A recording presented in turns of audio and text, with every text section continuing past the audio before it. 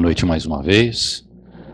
Para quem não me conhece, meu nome é Wilson, sou do Centro Espírita Dr. Luiz Monteiro de Barros e atual presidente do Instituto Taupete também, que é uma ONG de animais e que a gente tem vários projetos voltados à educação, à parte hospitalar, a resgate de animais de rua. Então convido a todos, quem não conhece, depois olhar o Instagram, Instituto_Taupete, para conhecer o nosso trabalho. Hoje o tema que eu vim trazer aqui um pouquinho para a gente conversar é sobre compaixão e caridade. São duas palavras que, dentro do Evangelho segundo o Espiritismo, são citadas várias vezes por diversos espíritos, trazendo muitos assuntos voltados principalmente sobre a caridade. Mas para a gente começar esse tema, falar sobre compaixão principalmente, eu vou trazer uma figura muito conhecida, pelo menos de nome, pela maioria de nós, que é de Madre Teresa de Calcutá. Não sei se todos sabem, mas a história de Madre Teresa, ela, desde jovem, ela sentia um chamamento da vida eclesiástica. Ela sempre sentiu uma necessidade de um casamento com Jesus. Desde jovem, ela sempre sentiu o chamado de auxílio ao próximo, de levar consolo aos menos favorecidos. E conta a história dela, que logo aos 16, de 15 para 16 anos, ela já ingressa num convento na cidade dela. Aos 18 anos, como ela era uma menina muito culta, muito inteligente, com facilidade de aprendizado e de ensinar, ela é transferida para o convento de Calcutá, onde nesse convento existia uma escola para moças de castas privilegiadas da Índia. Não sei se todos sabem, mas quando você nasce numa casta privilegiada na Índia, você vai se manter nessa casta por toda a sua vida. No entanto, se você nasce numa casta de uma classe inferior, não é permitido que você trabalhe ou enriqueça ou troque de castas. Você vai se manter porque, pela crença deles, se você nasceu em determinada condição, é porque você precisa vivenciar aquela existência naquela condição para o teu aprendizado. Madre Teresa, então, vai lecionar para esse grupo de moças abastadas, de muito ricas de Calcutá. E assim ela fica por 2 anos lecionando. Mas, sempre que a gente está estagnado, necessitando cumprir com o nosso papel reencarnatório, a vida dá um jeito de dar um cutucão na gente. E num belo dia, a madre que era responsável pelas compras daquele local, onde havia, além de Madre Teresa, muitas outras noviças e freiras, a pessoa que saía para a rua para fazer compras estava doente, não poderia sair.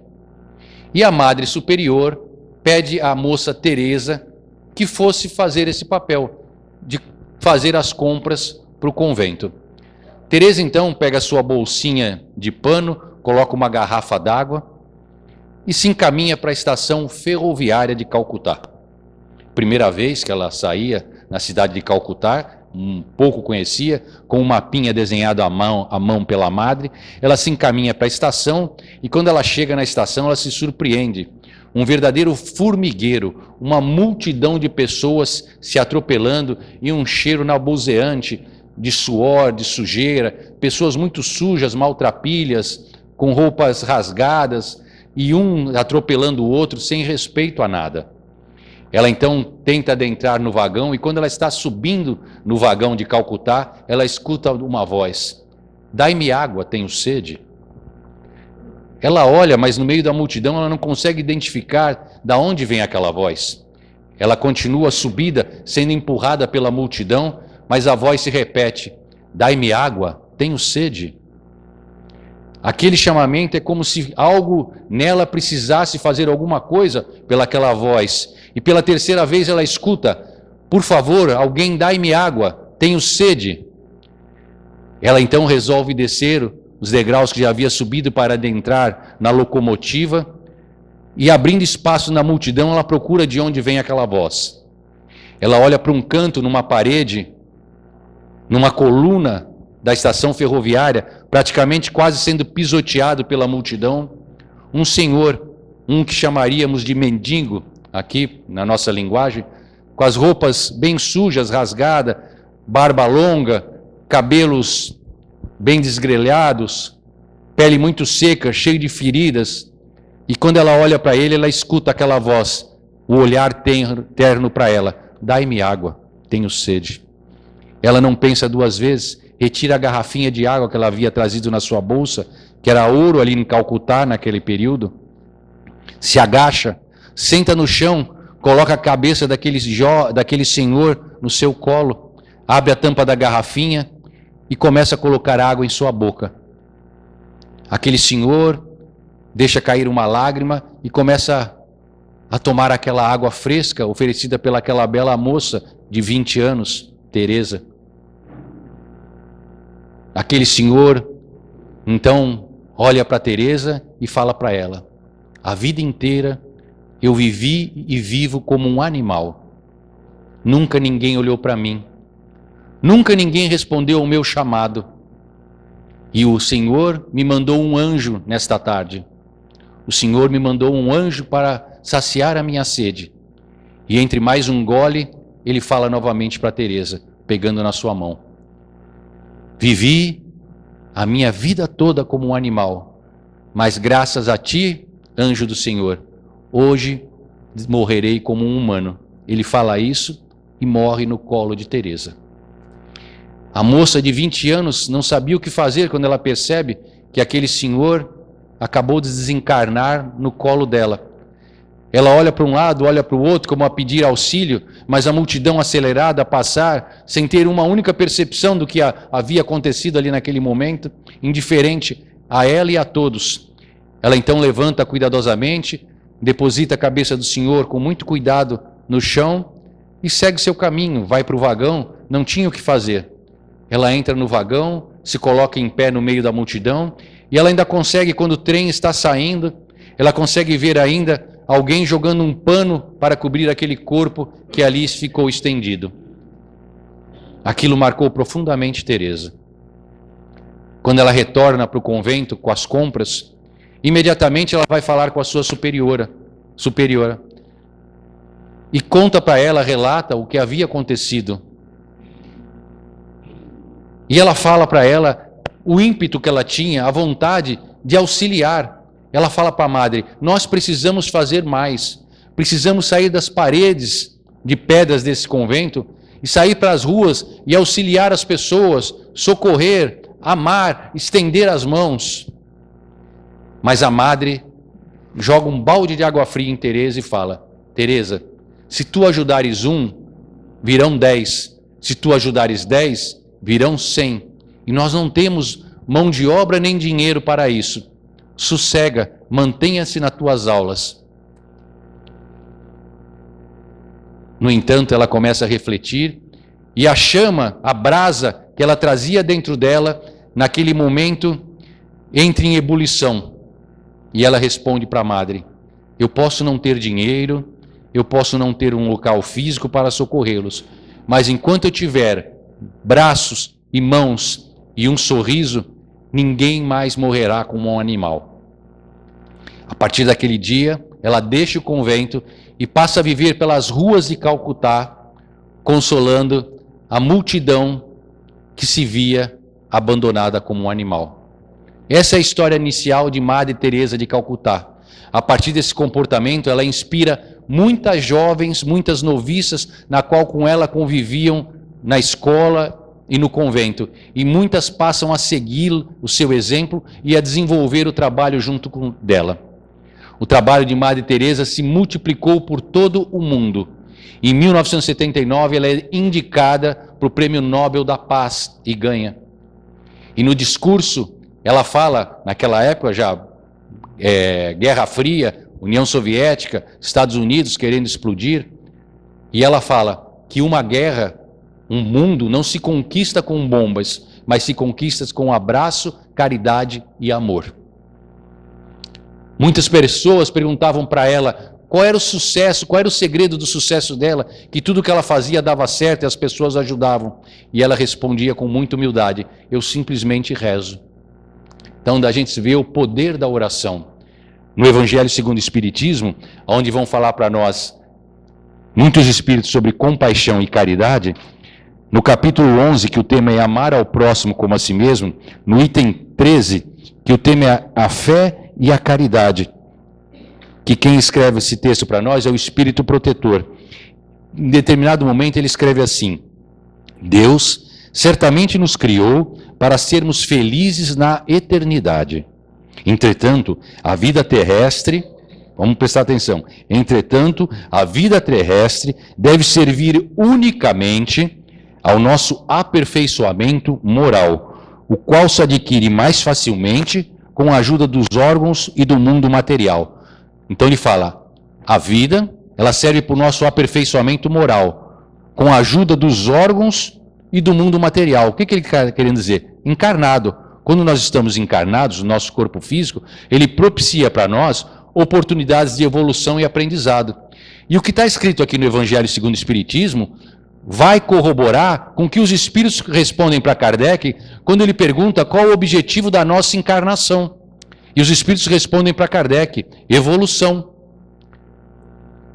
Se o objetivo da encarnação é evolução, é aprendizado. Ninguém está aqui de passagem de férias de viagem. Nós sabemos que a vida encarnada, apesar de parecer para nós que é uma vida definitiva, de acordo com a doutrina espírita, ela mostra para nós que nós temos muitas encarnações e a cada encarnação nós vamos aperfeiçoando, nós vamos vencendo os nossos vícios e fortalecendo virtudes. Esse é o objetivo que esse Espírito Protetor fala aqui para nós e que os Espíritos respondem para Kardec no Livro dos Espíritos. Então temos que aproveitar a nossa encarnação da forma mais produtiva possível, utilizando o tempo de uma forma virtuosa. Hoje nós temos esses aparelhinhos de computador na mão, que são os nossos celulares, que a gente consegue se conectar ao outro lado do mundo em tempo real. E a gente sabe que muitas vezes o tipo de conteúdo que nós consumimos diariamente não é muito adequado. E esse computadorzinho, esse celular, ele é tão inteligente que quando você vê determinado vídeo que te agrada, por exemplo, uma dancinha na garrafa, a partir do momento que ele identifica que aquilo ali é prazeroso para você, ele começa, quando você vira o próximo, e vem outro e você assiste, vem outro e você assiste, ele vai entendendo os teus gostos e vai trazendo conteúdos que vão te prendendo a esse aparelhinho. E quando você vê, já passou 30, 40 minutos, 1 hora do teu tempo e você não fez nada de produtivo.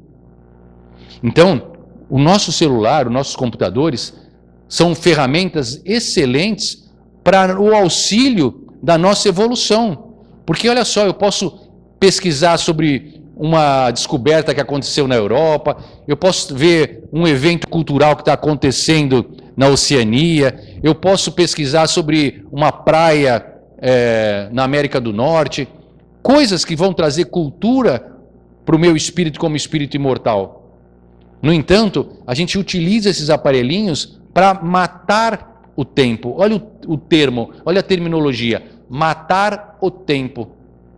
Quando o tempo é o bem mais precioso que nós temos nessa encarnação. O bem mais precioso não é carro, casa, apartamento, dinheiro.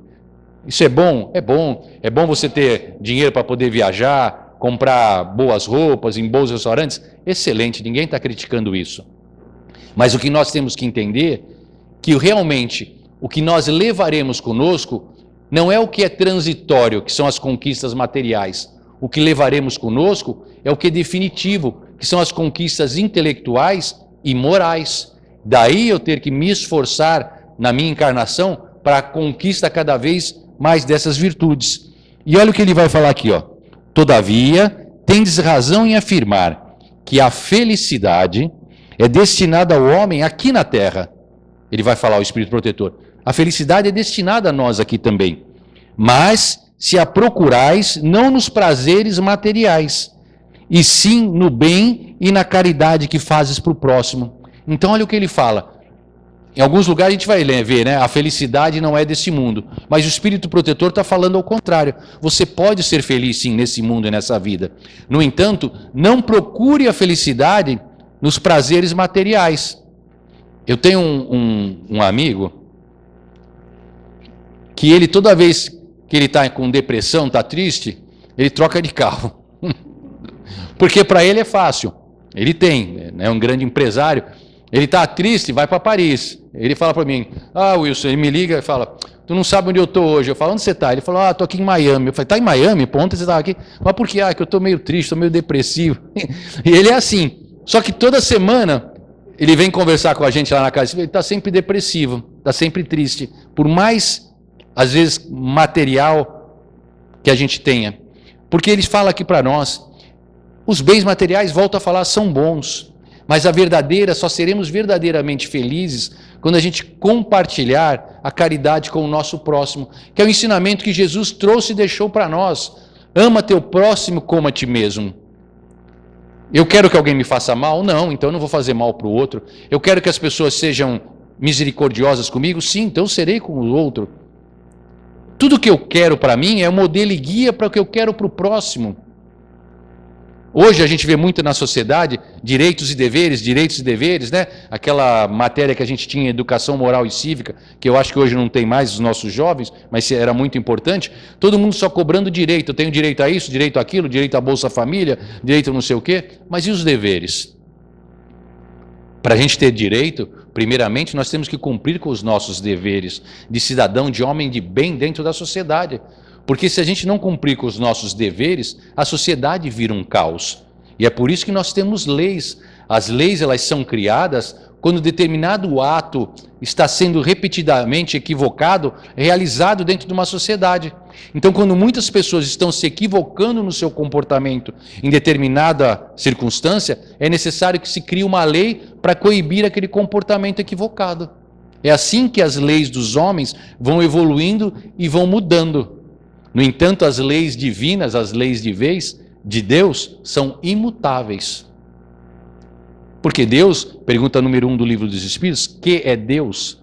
Inteligência suprema, causa primária de todas as coisas. E aí vai falando das qualidades dele, né? Onipresente, onisciente. Então, um ser perfeito não poderia criar leis mutáveis, assim como as dos homens. As nossas leis, elas vão mudando conforme nós vamos crescendo em moralidade e intelectualidade, conforme a necessidade da sociedade. Mas as leis de Deus, imutáveis são. No item 14, que ele vai falar assim, caridade para com os criminosos. A gente vê hoje uma crescente muito grande de revolta dentro da sociedade, porque algumas situações que a gente vê dentro da política. Então eu vejo muitas pessoas criticando pessoas que possuem cargos públicos. E a gente se chateia mesmo quando a gente vê uma pessoa que está destinada a conduzir uma cidade, um estado, um país, ou pessoas que foram colocadas para serem as pessoas corretas no lugar, e a gente fica aborrecido quando vê que o comportamento não está adequado. Então a gente começa a ter ideias não muito virtuosas. Então olha o que ele fala aqui, caridade para com os criminosos, item 14 do capítulo 11. Ele vai falar assim, a caridade sublime, ensinada por Jesus, consiste também na benevolência sempre concedida, e em todas as coisas que concedeis ao vosso próximo. Podeis também exercer essa sublime virtude em relação a muitos seres que não precisam de esmolas. Porque quando a gente fala em caridade, a gente sempre pensa, eu vou dar alguma coisa, né? Vou dar uma roupa, vou dar o dinheiro, vou dar uma marmita. Mas ele fala, há muitos seres que não precisam de esmola, mas sim de palavras de amor, consolação e encorajamento que as conduzirão ao Senhor. Então, muitas vezes, vou pegar esse meu amigo aí do exemplo, ele não precisa de esmola, pelo contrário, ele tem para dar e vender. Mas é uma pessoa que está sempre carente, porque não tem família. Construiu alicerçou a sua felicidade nos bens materiais. E a família ficou para trás. Então ele fala, muitas pessoas estão nessa condição nos dias de hoje. Foi Madre Teresa, ela, um pouco antes de desencarnar, ela funda em Nova York um grande reduto de irmãs para auxiliar. E quando é perguntado para ela, fala assim, mas irmã, aqui em Nova York tem pessoas carentes, pobres, precisando de amparo, de compaixão, né, de ajuda, porque Nova York era o centro, né, Wall Street, dinheiro, ações. E ela responde, olha, realmente aqui em Nova York ferve o ouro, o dinheiro, muitas pessoas vêm para cá para ganhar dinheiro para fazer a vida. No entanto, são pessoas misérrimas de carinho, de amor. Quantas pessoas morrem sozinhas em seus lares opulentos e não tem uma companhia? Então ela funda em Nova York essa irmandade dela, e até hoje é uma das mais fortes pelo mundo inteiro. Ele vai continuar aqui falando sobre os criminosos ainda. Ele fala assim, ó: amai-vos, pois, como os filhos de um mesmo pai. Não façais diferença entre os outros infelizes, pois é Deus quem quer que todos sejamos iguais. Não desprezes ninguém. Deus permite que grandes criminosos estejam entre vós, para que vos sirvam de ensinamento. Então, por que tem pessoas que têm comportamentos equivocados dentro da sociedade, e quando eu vejo aquilo ali, me salta aos olhos e me dá vontade de pular no pescoço do cara? Se eu tenho vontade de pular no pescoço do cara, então eu preciso desenvolver algumas virtudes de paciência, tolerância, de amor ao próximo, de compreensão, porque ele vai falar aqui. Muitas vezes essas pessoas estão cegas pelos cargos que ocupam, pelas facilidades que têm, pelo dinheiro. Então são espíritos que estão sendo testados, provados. Não se fala no Evangelho segundo o Espiritismo e também no Livro dos Espíritos que as duas provas mais difíceis da encarnação são beleza e dinheiro. Então, a gente fala assim, eu quero nascer bonitão, né? Um Brad Pitt, uma Angelina Jolie. Cuidado com o que pedes, porque a beleza, ela faz com que a gente se virtue, porque quando a gente é muito belo, muitas pessoas se caem ao nosso pé, e inclusive tem vários relatos de contos, e um que me marca muito, um relato de um dos livros de André Luiz, uma moça que ia reencarnar, e André Luiz está presente no departamento da reencarnação. Eu só não lembro qual é o livro, se é no Nosso Lar ou se é no Missionários. A moça vai reencarnar e ele está no departamento da reencarnação. E ele está descrevendo para nós o cuidado que o plano superior tem quando a gente vai reencarnar na preparação do nosso próximo corpo. Então, por exemplo, o Wilson vai ter esse corpo. Então eles faziam os moldes, o molde morfológico, que é a forma do corpo, o molde fisiológico, que são todas as funções, um segundo molde, um terceiro molde só da parte muscular do Wilson, um quarto molde só da parte dos órgãos, um quinto molde só da parte endócrina.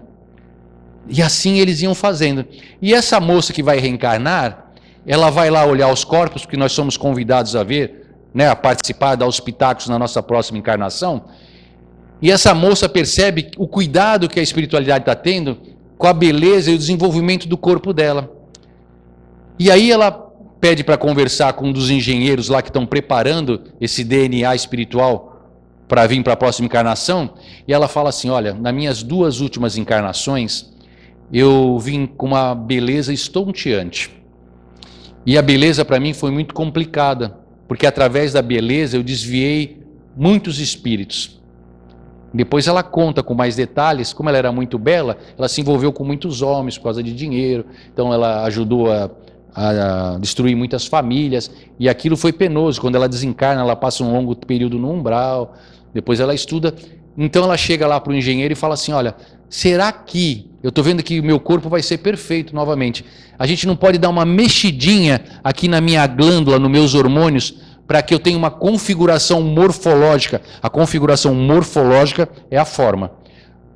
Um pouquinho menos esbelta, para que eu não chame tanta atenção dessa vez, e eu não caia novamente na tentação da beleza. Aí eles pedem para ela aguardar, que vão dar a resposta posterior. E eles vão conversar, depois eles acham e falam, sua sugestão foi aceita. E aí eles fazem uma alteração nas glândulas hormonais, vou usar o termo certinho, para ela ser mais gordinha naquela encarnação e não ter um corpo tão esbelto.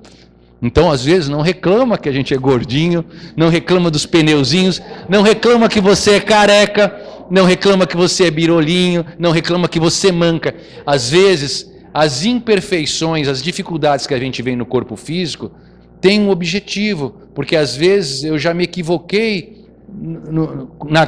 naquele mesmo aspecto. Então a espiritualidade te dá uma oportunidade de você vir com aquela mãe ali naquela encarnação que é para te ajudar. Então não reclame, a gente não sabe por que a gente está assim. Aí quando a gente chega aqui a gente reclama, né?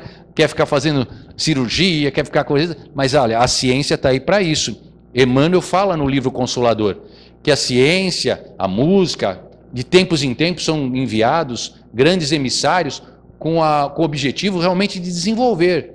E na medicina acontece isso. Essa moça que desenvolveu aí a proteína de Deus, que coisa maravilhosa, uma brasileira, né? Desenvolvendo essa proteína que ajuda as pessoas que estão, já pensou? Uma pessoa que está paraplégica, tetraplégica, voltar a se movimentar, conseguir se levantar. Isso é uma emoção, algo maravilhoso. Uma brasileira.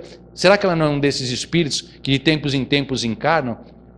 É isso, que vem para alavancar a sociedade na medicina, tem espíritos que vêm para alavancar na cultura, como teve aquela época dos grandes pintores, dos grandes músicos. Então, cada época encarna um grupo de espíritos responsável para alavancar a evolução em determinado ponto da sociedade. E continua aqui, e esse texto que eu estou lendo agora é da Rainha Elizabeth de França, né? Ela vai falar assim, ó: logo, quando todos os homens foram levados às verdadeiras leis de Deus, não mais haverá necessidade desse tipo de ensinamento. Qual é o ensinamento? De homens equivocados no meio de nós, na sociedade. Por quê? Todos os espíritos impuros e revoltados serão dispersados com suas tendências em mundos harmonicamente inferiores. Olha aqui, não está falando que o nosso planeta Terra, que é um mundo de provas e expiações, está passando por um momento de transição. O planeta Terra vai ser um mundo do quê? De regeneração. E está acontecendo essa mudança. E essa mudança acontece assim, todo mundo pergunta, mas como é que está essa mudança que eu não vejo nada? Eu gosto muito de correr cedo na praia. Eu moro ali em frente à praia, então eu gosto de descer 5 horas da manhã. Então ainda está escuro. Aí você começa a correr na beirada da praia. Aí eu fico olhando para o céu. E você não consegue ver o momento exato que o céu deixou de ser escuro e ficar claro. Porque é uma transição lenta, perene, né? A lua vai se pondo, o sol vai se levantando, começa a vir a claridade, e daqui a pouco está aquele sol amarelão bonito lá, 6 horas da manhã, e o dia deixou de ser, a noite virou dia. E a mesma coisa à noite, no entardecer para virar noite. A transformação, essa mudança do mundo de provas e expiações para o mundo de regeneração, ela é feita assim, de uma forma gradativa. Então ela dá a dica. Muitos de nós é a nossa última encarnação no planeta Terra.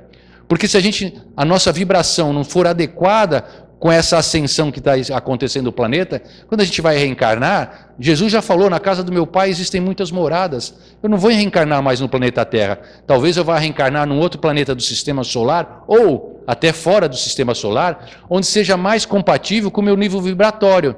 Então, se eu gosto só de ficar vendo dancinha da garrafa, se eu gosto de ir para o bar jogar sinuca, se eu gosto de tomar pinga, fumar, isso é compatível com o mundo de regeneração?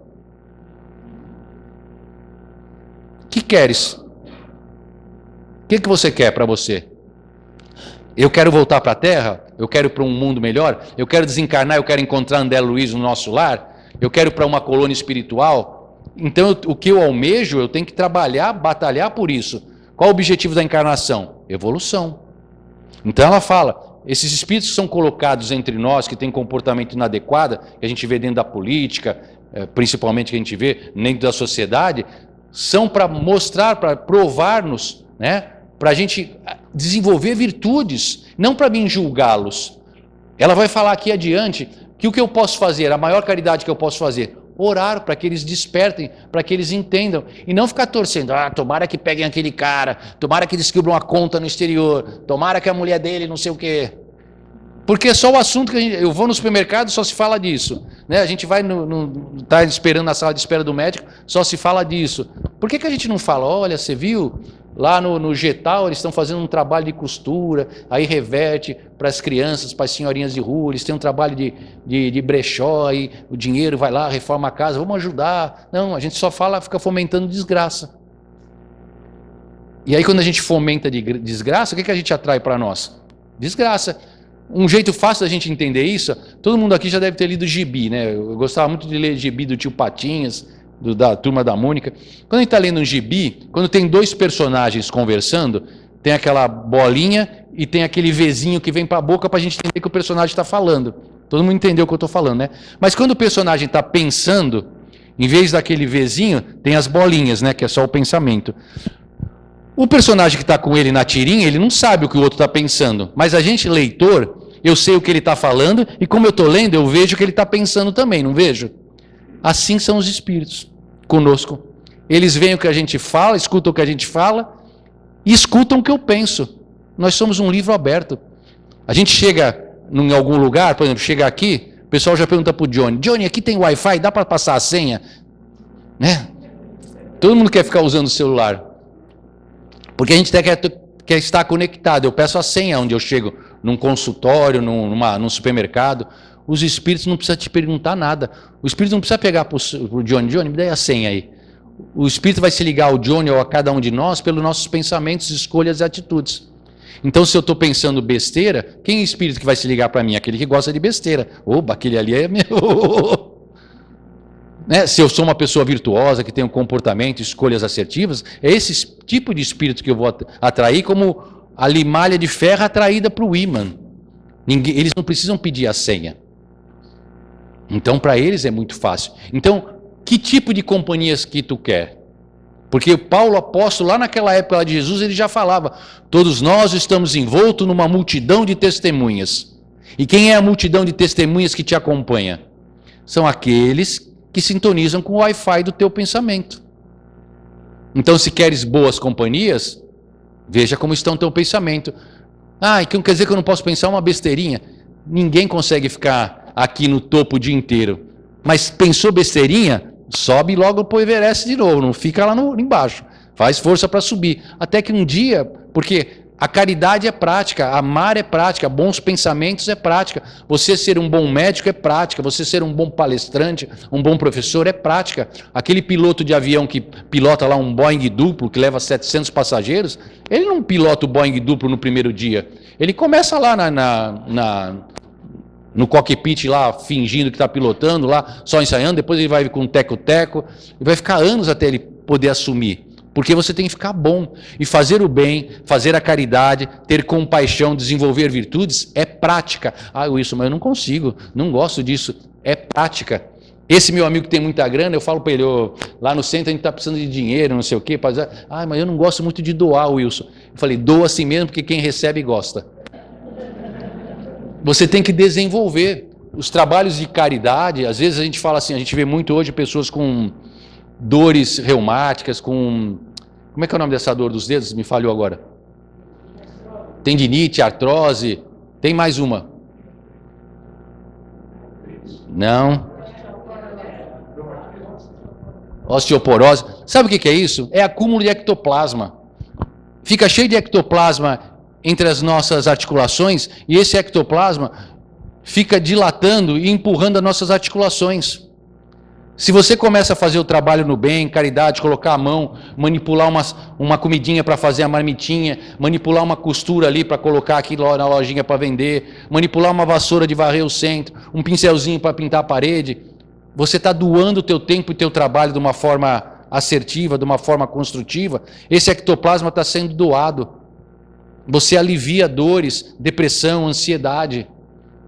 Quem trabalha pelo próximo, ela está falando aqui. A verdadeira felicidade é quando você faz o bem para o teu próximo, quando você tem compaixão. Olha a palavra, compaixão. Quando você faz as coisas se doando, com amor, com caridade. Muitas casas espíritas têm esses trabalhos. Por exemplo, lá no Luiz Monteiro de Barros, a gente tem o trabalho assistencial de café da manhã. Convido os senhores para conhecer todos os dias, de domingo a domingo, de não para nunca, Natal, Ano Novo, Páscoa, Ano Bissexto, Cometa Halley, não para. Todo dia tem grupos que chegam às 5 horas da manhã no Luiz Monteiro de Barros. A gente tem uma mini padaria dentro do centro. Todos os dias são feitos 500 pães. Aí é ensacado 2 pãezinhos em cada saco, são feitos 250 saquinhos, 40 litros de café, coloca o café nos copinhos, saquinhos, algumas vezes chega fruta, banana, maçã, ração para os animais que a gente coloca nas garrafinhas, e é distribuído. Esses grupos vão se alternando todos os dias e distribui para as pessoas em rua. Aí as pessoas falam, mas só tem vagabundo na rua, só tem maloqueiro, só tem ladrão. Nós não estamos para julgar, nós temos para auxiliar. A nossa parte é estender a mão. O que o outro vai fazer é responsabilidade dele. O nosso papel, voltando à pergunta, qual o objetivo da encarnação? evolução. Eu tenho que evoluir intelectualmente e moralmente. Mas se eu tiver que escolher entre intelectual e moral, falo, desenvolva a moral, o amor. Porque depois que você estiver bem amoroso, bem mansinho, bem caridoso, bem paciente, a intelectualidade vem com facilidade. A gente vê muitas guerras, muitas desgraças, com os caras muito intelectual, com pouca moral. Quantas guerras? Porque o cara é muito inteligente, muito cético da ciência, não acredita em Deus. Ah, não, joga a bomba no cara. Eu estava escutando agora na rádio, antes de vir para cá, aquele negócio falando que hoje ia acabar o mundo, porque o americano ia jogar bomba lá, né? E os caras tirando sarro, falando um monte de besteira na rádio. Sabe, o pessoal não tem um mínimo de entendimento que uma pessoa que está numa rede social, numa rádio, numa TV, a gente tem que tomar muito cuidado com o que a gente fala, porque a gente o tempo todo está sendo observado, ouvido. Por mais que os senhores achem, eu não sou ninguém, ninguém me vê, o tempo todo nós estamos sendo observados. Todos nós estamos envoltos numa multidão de testemunhas. Então a gente tem que ter o comportamento mais assertivo possível. Não porque eu estou sendo observado, porque eu sei o que é ético, o que é correto. E o correto é fazer o certo, mesmo que a multidão esteja fazendo o oposto. O correto é você ter a consciência tranquila. E hoje é muito difícil, a gente vê a maior parte das pessoas andando, sendo levado pela multidão. O outro faz, eu vou fazer também. O outro leva vantagem, por que eu não? Então é muito difícil hoje você ensinar um jovem, uma criança, que o certo é o certo. E que o certo não é o fazer o errado, porque o jogador de futebol faz, porque o artista faz a tatuagem não sei no lugar lá, porque o artista fala uma besteira, porque na novela não sei o quê, o cara sai com 3, 4 mulheres, a mulher sai também com 3, 4 homens, é tudo normal. A sociedade evolui, mas a gente tem que prezar pela moralidade. Não estou querendo dar nada nenhuma de beato aqui, mas existem padrões que devem ser respeitados. E isso, a nosso senso de ética, de moralidade, traz dentro de nós. Porque quando Kardec pergunta, aonde está escrita a lei de Deus? Os Espíritos respondem para Kardec, na consciência. Então, quando cada um de nós, criados fomos, simples e ignorantes, as sementes das virtudes divinas já estão em latência dentro de cada um dos senhores. E essa semente ela vai despertar no momento que cada um dos senhores trabalharem por isso. Quando o agricultor quer que a semente de feijão germine, ele tem que preparar a terra, ele tem que adubar a terra, ele tem que regar a terra, ele tem que proteger a terra, porque senão aquela semente não germina. E essas sementes que a gente traz das virtudes divinas, que dentro de nós estão esperando para eclodir, quando a gente tiver um papel assertivo dentro da sociedade, como homem de bem. A gente deixar para trás os nossos vícios, as nossas vontades, né? Porque tudo, tem aquela música que fala, né? Tudo que eu gosto é ilegal, é imoral ou engorda. E é assim mesmo. Eu adoro comer chocolate na Páscoa. Eu falo, se eu comer um monte, os pneuzinhos vão crescer. Mas é bom, né? Às vezes fazer uma besteirinha é bom, né? Mas e a consequência depois? Ninguém vai poder falar, eu não sabia. A grande virtude diferencial da doutrina espírita em relação às outras religiões é que a doutrina espírita primeiramente matou a morte. A gente sabe que a gente não morre. O espírito é imortal e teremos muitas vidas. Ele fala para nós da pluralidade das existências. E a doutrina espírita ela te mostra que tu tem um livre-arbítrio.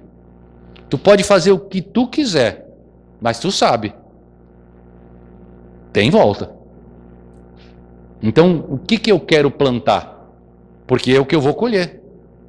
Se eu quero colher, eu quero voltar para a terra, eu quero desencarnar, eu quero ir lá no Bosque das Águas, escutar aquela música do coral das crianças e sentar do lado do André Luiz e perguntar para ele se aí tudo é verdade que ele contou. Então você tem que se preparar adequadamente para isso. Ah, eu tenho que ser um beato? Não, ninguém tem que ser um beato. Você tem que fazer o certo. Às vezes tem pessoas que não têm nem religião. Eu pergunto para você, tem religião? Não. Mas a pessoa é boníssima, ajuda o próximo, cumpre o seu papel dentro da sociedade, respeita a sua família, trabalha corretamente ali na sua empresa, né? Não faz mal para ninguém, né? Cuida do seu bichinho, não joga lixo na rua. É isso. É você ser correto, ser justo, ser ético. E hoje a gente não vê ética dentro da sociedade. Então, voltando para o início, Madre Teresa de Calcutá. Quem não conhece, vai ler um pouquinho sobre a história dela, porque é uma inspiração, porque de tempos em tempos renasce espíritos dentro da sociedade para nos inspirar a transformações. Um Gandhi, um Martin Luther King, vem pessoas que têm um comportamento diferente. O Francisco de Assis. Francisco, vai e reconstrói a minha igreja. Ele pensava que era reconstruir muro. Ele vai lá, começa a pedir pedra, levanta a igreja lá. Mas ele continua. Francisco, vai e reconstrói a minha igreja. Ele fala, essa voz não para na minha cabeça. Eu já reformei a igreja. Francisco, vai e reconstrói a minha igreja. Aí ele andando numa planície com aquela voz na cabeça, vem na direção dele um leproso. Lepra naquela época de Francisco não tinha cura. Primeiro ímpeto dele é andar para trás. Ai, vou me contagiar, mas aquela voz, Francisco, vai, reconstrói a minha igreja. O leproso vem se aproximando dele. Ele toma coragem então e vai em direção ao leproso. Ele abre os braços, abraça o leproso e beija nas suas faces. Quando ele beija na face, aquele leproso deixa uma lágrima cair e aquele leproso se transfigura. Era um mestre, era Jesus. Suas chagas sanam, seu cheiro se transforma em flores. E aí ele fala para Francisco, agora entendestes, vai e reconstrói a minha igreja. Boa noite a todos. Muito obrigado.